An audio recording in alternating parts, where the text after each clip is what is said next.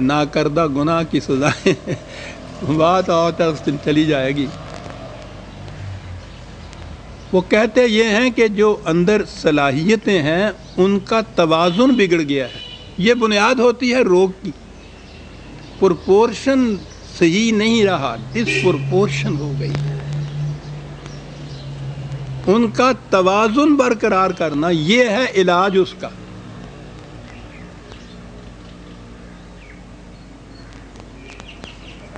کبھی درس آئے گا سائیکالوجی پہ تو میں عرض کروں گا قرآن سے پھر کیا کیا علاج کے طریقے بتائے ہوئے۔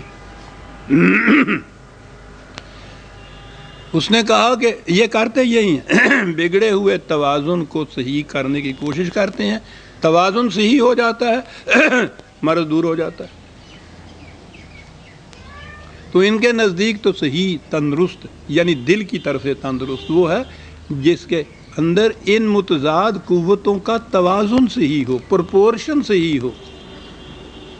اور آپ کو معلوم ہے کہ ان کے ہاں تو اب حسن یا بیوٹی کی ڈیفینیشن یہ ہے کہ اس صحیح ترین پرپورشن کا نام حسن ہوتا ہے۔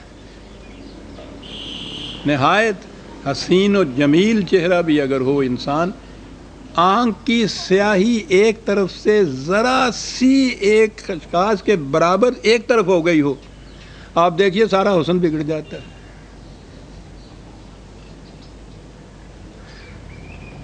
ذرا ڈسپرپورشن، پرفیکٹ پرپورشن اگر کہیں ہے تو وہ شخصیت ہے جو اس معیار پہ پوری اترتی ہے۔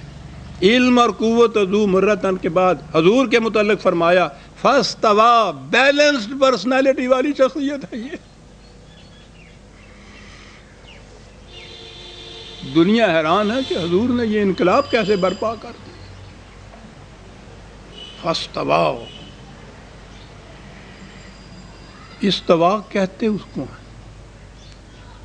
پھر میں عرض کروں کہ یہ لوگ سمجھیں گے جس کا پرپورشن بگڑتا ہے نا وہ اپنی جگہ کھڑا نہیں رہ سکتا۔ ایک کرسی کے 4 پاؤں میں سے ایک پاؤں ذرا یہ ایک ٹانگ اس کی کہہ دیجئے اس کو چھوٹا کر دیجئے باقی 3 کے مقابلے میں، دیکھیے وہ کرسی ٹھہر ہی نہیں سکتی۔ کوئی چیز بھی آپ دیکھیے گا جو توازن کے سہارے کھڑی ہے اس کے توازن میں ذرا سا فرق پیدا کر دیجئے وہ کھڑا ہی نہیں رہ سکتا۔ عجیب بات تھی ان عربوں کی۔ یہ استوا کا لفظ جو تھا وہ تھا وہ جو صحیح طور پر کھڑا ہی نہ رہ سکے، جس کا توازن اس طرح سے بگڑ جائے۔ اور استوا والا وہ تھا کہ جس میں یہ توازن، یہ پرپورشن جو ہے مختلف صلاحیتوں کا، قوتوں کا، صفات کا، وہ پرپورشن اس کی پرفیکشن تک پہنچی ہوئی ہو، اس کے لیے یہ لفظ آتا تھا فاستوا۔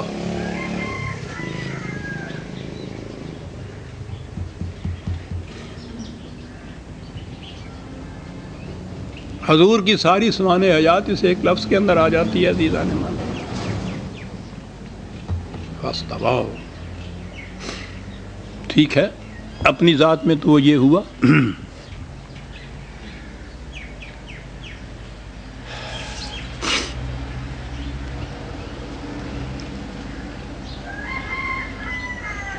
کیا بات ہے جو آگے بات آ رہی ہے عزیزان من، وقت بھاگتا جا رہا ہے۔ اپنی ذات میں استوا بھی ہو، توازن بھی ہو، پرپورشن بھی ہو، حسن بھی ہو، ان خوبیوں کا مالک بھی ہو، اور وہ کہیں الگ تھک خلوت گاہوں کے اندر بیٹھا ہوا ہو، آسمان کی بلندیوں پہ ایک طرف کہیں ہو، ہمیں کیا فائدہ اس کا؟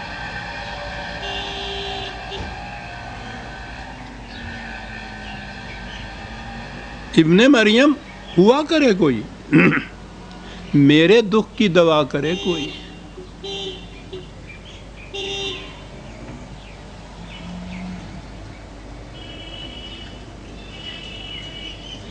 تصوف اور نبوت میں فرق ہی یہ ہے۔ ان وادیوں میں سے تو میں گزرا ہوں، وہ اپنے اندر جو کچھ بھی کہیے، جتنی خوبیاں، جتنے جوہر، جتنے کمالات پیدا کرتے جاتے ہیں، اتنے ہی سمٹتے چلے جاتے ہیں باقی دنیا سے. ترک ترک ترک ترک.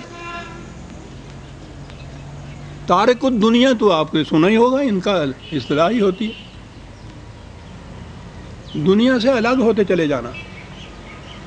یہ کمال ہے. جتنا زیادہ ترک اس میں ہو جائے گا اتنا ہی وہ کمال پہ پہنچتا چلا جائے گا. چلیے، دعویٰ ان کا صحیح کہ ہمارے اندر بھی وہ پرپورشن ہے، توازن ہے، حسن ہے. تو میں نے کہا ٹھیک ہے، ابن مریم ہوا کرے، بڑی جی چیز، اس کا فائدہ کیا ہے؟ نبی تو ان بلندیوں پر ہوتا ہے، یعنی ان کے ہاں تو جو کچھ بھی یہ کہتے ہیں، مجھے تو اب معلوم ہے وہ ہوتا کیا ہے. ان کو پھر بھی یہ کشف اور الہام کہتے ہیں، دوسرا درجہ ہے. نبی تو اس مقام پہ ہے جو محبت ہے وحی خداوندی کا، علم خداوندی کا، براہ راست خدا سے یہاں آتا ہے.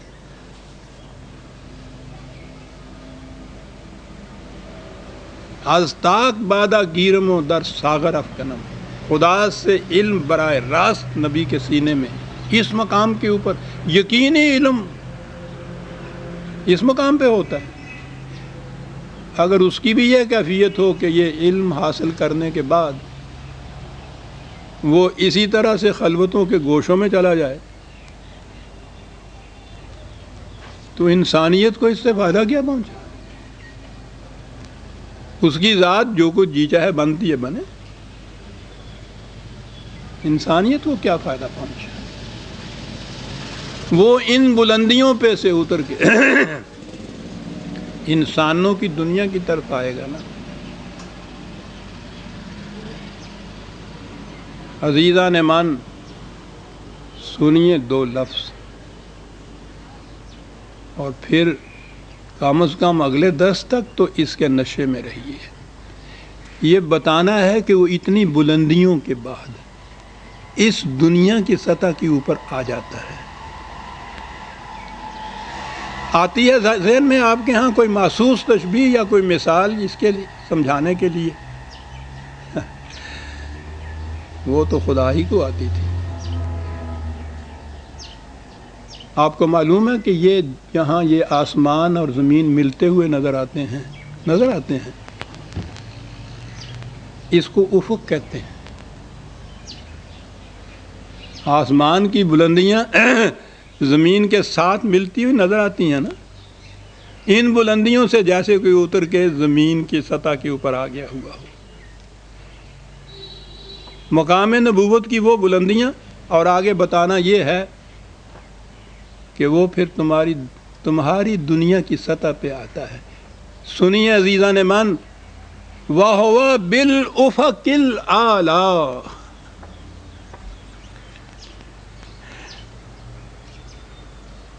آسمان کی بلندیوں سے افق کی وسطوں میں آ گیا وہ،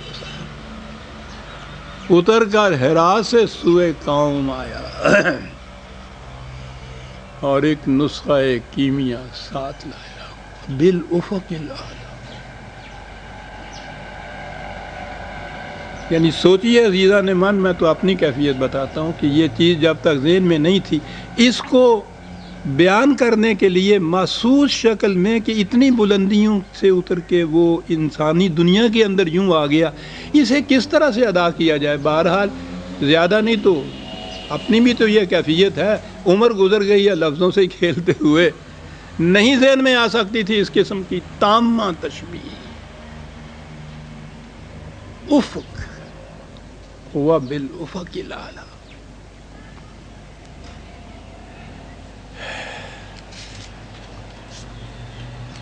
جی چاہتا ہے کہ یہاں تھوڑا سا ایکسپلینیشن میں دے دوں.